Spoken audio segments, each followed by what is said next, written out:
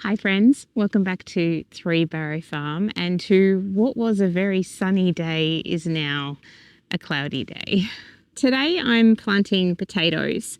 I have just released a video all about how to plant potatoes, but I didn't actually plant them, so now we're going to be doing that. I've got a space here which my girls have helped me prep after moving the mobile chicken coop that we have in the vegetable garden now, and the chooks are just in front of me and they're fighting a little bit today. They're arguing with each other. I don't know why, because they've got plenty of greens to eat. Maybe they're just finding their way and their pecking order with their new companion that they have in that coop. But anyhow, the chickens have helped prep this site, although we did have to do a tiny bit of weeding and just raking out to prepare the soil for planting. But they did a lot of the work for us, which was great. And I've got a box of potatoes here from our harvest from last year. So these potatoes have done really well to see us through from, I think I harvested our first potatoes in maybe December, definitely January, and now it's almost September. So they've lasted us through, and we've still got a few more that I've selected out of the ones that were sprouting that looked pretty nice to eat. So they're still inside waiting to be consumed. And I've also got some roasted potatoes in our freezer that I've roasted and then frozen, which is a really easy way to store them. But the rest are sending out shoots like this, and probably half of these Dutch creams here had extremely long shoots. So I'm going to be doing a little bit of an experiment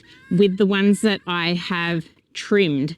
So I trimmed the eyes, however they got other eyes on them and more to come, as you can maybe see here on this potato. Even though they had some long ones, I think they're going to be successful. But what I want to do is plant one side of this little patch here with the ones that haven't gone very long. So they've only got an inch or an inch and a half of growth. Oh no, that one fell off. Never mind, we have plenty of them and it has other shoots coming off it. I thought on this side, they could all be the ones that have short shoots. And then on the other side, so on the, we'll say right side, if we're facing north, we'll have the ones that I've chopped. And we'll just see how well they do. I've also got some really small ones. So I'm going to be planting many of these together in the one hole. And I just want to see how well they do compared to their size. So of course we've got reasonable sized ones, and then we've got titchy tiny ones. I'm going to take photos and keep a record of how they go. And then at the end, when I'm harvesting them, we can weigh each row and see which one did better or whether they both did just the same. So it'll be interesting to see if there's a difference. It has been raining so much in our area. We have had flooding rains, and it felt this week like it was never going to stop. It did eventually, which we're grateful for, but it's going to pour down with rain again. So I want to get these in before it pours down with rain on Tuesday. Okay, so I've dug some holes that are a shovel length deep, and I've also put all the excess soil into these tubs here because I'm not going to be filling the holes completely, although you will note that my garden beds are raised. So when it does rain, even though these holes are going to accumulate some water, it will drain away, which is the design of this garden bed, is to be a little bit more raised so that we do have good drainage. This is the one area that we haven't had flooding in our garden because I've designed it that way. So I've taken this soil out of the holes, and I'm going to end up piling up the dirt around the potatoes and getting quite high with the dirt just so I can get more potatoes out of these seed potatoes I'm planting today. And then I've got some well-rotted manure here, which I'm going to sprinkle a little bit into the hole and also on top. And I've also got some dynamic lifter, which I'm only going to put a small amount because this soil is already quite rich, but we do need a little bit more food for these potatoes to do well. Okay, we've got the holes here. I did have a compost bin in this area here, so this soil is quite nice and there's a lot of compost. We did dig a bit of a hole before we put the compost bin up, but we still want to add a little bit more to this soil. Every time we plant something, we need to replenish the soil. So we need to feed it more because every vegetable we grow in our soil takes from the soil. So it takes the nutrients to put into the food and grow some really healthy food. And so we need to feed the nutrients back into the soil. Okay, and here's a little bit of cow manure in there. Okay, so I'll have 5 holes on either side. I want to put at least one decent sized potato in each hole. And then I'm going to put a handful of smaller ones in the same hole. Actually, I'm thinking on the fly here. I'm going to put a whole heap of small ones in the last hole. So with the first 4 holes, I'm putting some decent sized ones along with some little ones. And then the last hole's going to have just little ones, just to see how many potatoes we get out of those little potatoes. Okay, I've got a lot of these really good, well-sprouted potatoes. So there are quite a few in each one, and this might be a bit of a disadvantage for the ones that I've chopped because this is what I have left. So this is going to go onto the other row. I mean, there are some really nice, decent-sized ones here that I have trimmed the shoots off. So yeah, we'll see how they go. Some of them are very, very wrinkly. They don't have much juice left in them. Okay, now I'm just going to cover them with as much soil as I need to cover the shoots coming off them, the little eyes. So I've filled the hole a bit more than halfway full. And what I want to do is continue to fill it up as I see the green shoots come up because I'm wanting to protect these potatoes from the frost. We still will have some days of frost coming. We had one this morning and we'll still continue to have some frost into, well, probably into November, depending on how this rain situation goes, because the more it rains, the less frost we have. Okay, they're all covered. I've got a lot of soil that I haven't put in here yet, so I'll have to dig out some more and put it into the pots. I've just used some chickweed to cover the pathway here. It's becoming a fantastic mulch for my paths. There are a lot of worms in this. Whoa, massive amount of worms. Absolute craziness. A little handful of this in first. I'm putting the well-rotted cow manure on top of the dynamic lifter, just so that the dynamic lifter doesn't burn the potatoes. I don't know if that can happen, but I don't want it to happen. Smallest ones for this hole. If I had my other garden bed ready, I wouldn't be putting as many in one spot as I am right now, but I don't have the room. Got too many potatoes to plant. So these seed potatoes are from my own potatoes that I grew last year. And I've got some that I purchased from Diggers Club, which I will be planting. I'm waiting for them to be more ready. They haven't got many eyes on them as they normally do when I get them from Diggers. Usually they're absolutely covered in eyes. But I know that these ones are disease-free because I didn't have any disease last year. And so I can plant them back into my garden and I'm pretty sure that they'll be fine. These originated as seed potatoes that I purchased. I did have some issues with disease one year when I planted some potatoes from some organic potatoes from the shops. So it does pay to start with disease-free seed at the beginning, and then you can keep planting from those potatoes that you've harvested from those disease-free seed potatoes.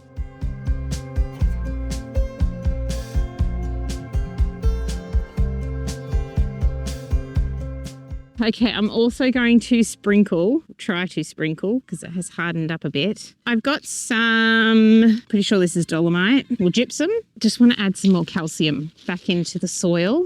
And then I've got some rock minerals, which have started to break down in the bag and they smell quite bad actually, but I'm sure they're going to be good. But I'm just going to put a little bit on here. The rain's going to come and it's going to mix with the soil eventually. Okay, there we have it. The first lot of potatoes planted into the ground. So we shall see. I will show you when the first shoots come up, but I'm excited to have more potatoes to eat. We will probably wait for our first homegrown potatoes, although we do have a wonderful supplier of organic potatoes that aren't too expensive, although I haven't been to the shops for months. So it's quite possible that the prices have once again gone up. So I think we were getting the organic potatoes for $5 a kilo, which was a fantastic price. And then they went up to $5.50 when the oil prices went up. And so now I guess with them being out of season, perhaps the price has gone up to $6 or $6.50. I don't know. As I said, I haven't been to the shops. I haven't needed to go because we've been doing our pantry challenge. So yeah, we've been eating what we have grown here and previously purchased, but most of it has come from our farm from spring through to autumn, and we preserved it. So we froze a lot of it. I did a lot of freezing last year because I wasn't up to the amount of bottling that I normally do. So we are working through the bottles as well, but we don't have as many bottles to work through as we usually would have to work through in winter to prepare for the upcoming preserving season.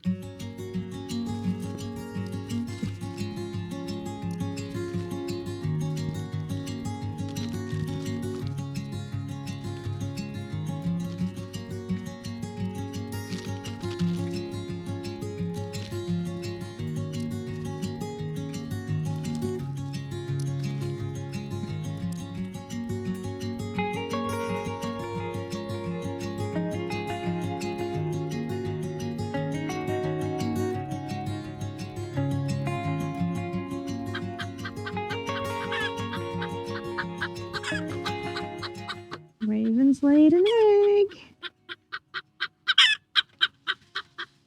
So this is a standard egg here, and then this is Raven's egg, which is kind of a big egg compared to how small she is. And we put this egg into the coop here because Phoebe and Tiger Lily aren't laying eggs yet. So we put this one in here so that Raven knew where to lay hers, because she looked a bit upset. She wasn't sure where to lay her egg. She looked a bit stressed. So we put this egg in there, and then she went in and sat on it and laid her egg. So she knows now where she needs to lay her egg. And she's telling the whole world that she laid an egg. Can anyone tell me what this is? We were splitting wood and found this inside this log. Very lucky that we didn't chop into it this way when we were cutting the big, huge logs into pieces. But it's obviously in its dormancy or in its little cocoon thing in there. Yeah, so let me know what it is if you know. I just noticed that the bees are trying to get into this section here and pollinate the dandelions. So I'm just pulling this netting back just on this part here so that they can access the nectar on these flowers. Do you want to spread this dandelion seed out in the paddock? Got it? Oop, some of it flew away. There are some surprise carrots here. My goodness. I think I knew they were here a little bit ago. But this one looks like it's majorly ready to harvest. It's huge. It's absolutely huge. Look how big that top is. Now, I have seen some people say that if you push the carrot in, down, and then pull up, it's easy to harvest the carrot. Oh my goodness. Look at that gorgeous, massive carrot. I'd completely forgotten that these were here. Look, there's another one, and it's even bigger. Far out. So if I try and push down and then pull up. Oh, I don't know if it's going to work with this one. But now that I've taken these carrots out of the way, this leek here can get bigger. So carrots were taking up the space. Look at this one. Oh, it's got a little bit of a slit in it on that side. But wowza. Look at that. That is crazy. Wow, we have carrots to eat. That is fantastic because we're almost at the point where we won't have any carrots to eat from that I've frozen from our harvest in spring, summertime. I really need to weed down this section here, and that's what I was going to do right now. But then I spotted these carrots. There are a few more here, but I will leave them in the ground for now. There's some more over there, and there's a fennel. Oh, I do have some fennel to harvest elsewhere in my garden as well. But look at those carrots. Oh my goodness. That is absolutely crazy. This is why I garden. Oh my goodness, look at that. This is why I garden in this manner too, where I let things go to seed and I let seed drop, and this happens. You can see how the moisture is kept in under these boards. So there's a big line of darker soil, and all around it there is, lighter coloured soil, still quite moist soil, but much drier than where I've sown the seeds. And I haven't had to water this at all yet, but I can see there's some little sprouts coming up. So my plan is to mulch this with the sugarcane mulch, because I want the light to get to them now because they're starting to sprout. And also, I have noted that I have seen lots of slaters and centipedes under the planks, which is one issue that I have. I'm going to leave these planks in my garden because the last planks got stolen and used as firewood. So I want to keep some of these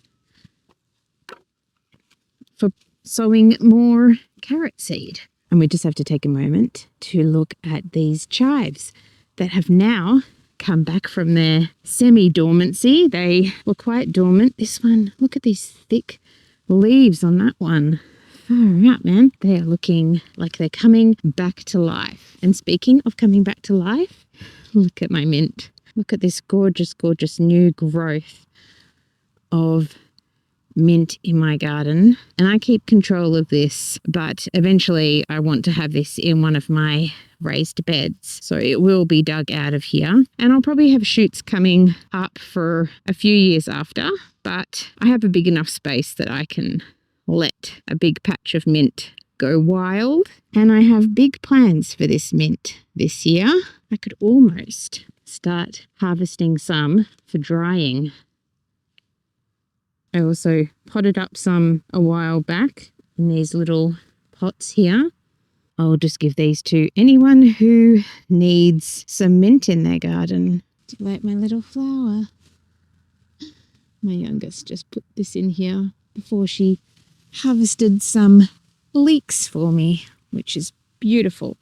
Got my mulch here. I'm just going to lightly, very lightly cover where I've put the seeds. I'm really excited that there's lots of the seeds sprouting because I wasn't sure about these two varieties of carrots. All right, I'm going to just lightly water this in. I just want the mulch to stay in place. I don't need to water too much because it's going to rain a massive amount.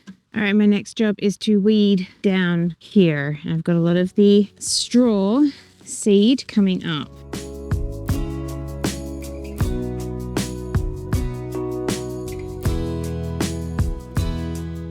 That didn't take long at all. And I need to remember that it doesn't take long to go down a row and do some weeding. And I managed to do weeding on both sides of the row, although there's quite a bit under the net on this side that needs to be attended to. I've got these other different turnips that are growing now and bulbing up nicely that I didn't realise before were there. And it's only because they're larger now that I've noticed them. I had a pretty manky looking one. I think I will just peel this one and cut off the manky bits and see what happens, but that's probably because of the rain. I've had one other one like that had it on just one side of it. Got a massive one here, huge, huge, and another 3 sort of medium-sized ones. These are the purple top turnip, and a little tiny one that came out with one of the larger ones. This one has a split, which we've had so much rain. And I've still got heaps of turnips, but I think I'm going to make a soup with the celery I harvested yesterday, the carrots and the leeks that my daughters harvested, and the turnips. The last soup that I made, I put like 3 small cabbages in because I needed to use the cabbages up. And my family wasn't too impressed with the amount of cabbage. So maybe we have a cabbage-free one. Well, thank you so much for hanging out with me today in my garden on this, what was a glorious sunny day and now is a very overcast day, but still quite pleasant to be out in the garden. I hope you're all very well, and I will see you again next time.